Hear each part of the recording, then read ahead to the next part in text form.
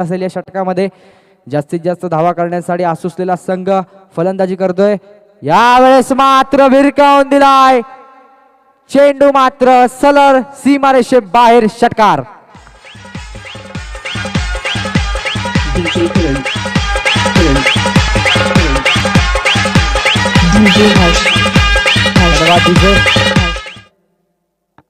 तर या षटकाराच्या रूपाने धावसंख्या धावफलकावरती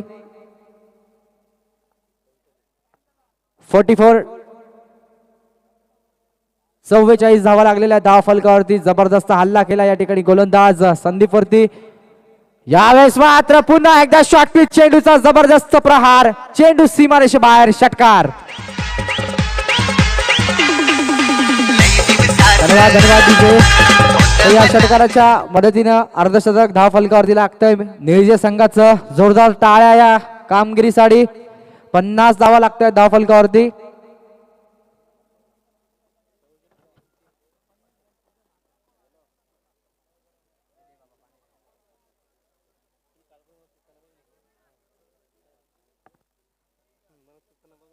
पुन्हा एकदा गोलंदाजी मार्कवर। आता मात्र हॅट्रिकची संधी असेल।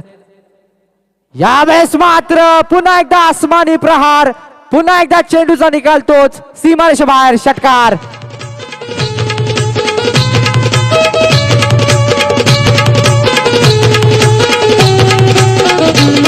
तुझे कट्टल जमनी प्रेमाला सोडून जाशील मलकवा, रात्रीच भांडण करते माझ्या संगतीला, जायचा रोग लावलाय प्रेमाला। तर चांगल्याच प्रकारचा हल्ला चढवला जातो या ठिकाणी मितेश पाटील याच्या माध्यमातून गोलंदाजावरती। का त्याला मॅन ऑफ द सिरीज दिलं होतं रतनद्वार स्पर्धेचं, याचं उदाहरण आपल्या समोर पेश करतोय। आता मात्र गोलंदाज थोडासा दबावामध्ये असणार आहे, कारण मितेश पाटीलचा हल्ला आणि त्याला मात्र उत्तर द्यावं लागेल गोलंदाजाला पुढच्या येणाऱ्या चेंडूंमध्ये। यावेळेस माझा पुन्हा एकदा तोच निकाल, आर पार सीमा पार, फरार, षटकार।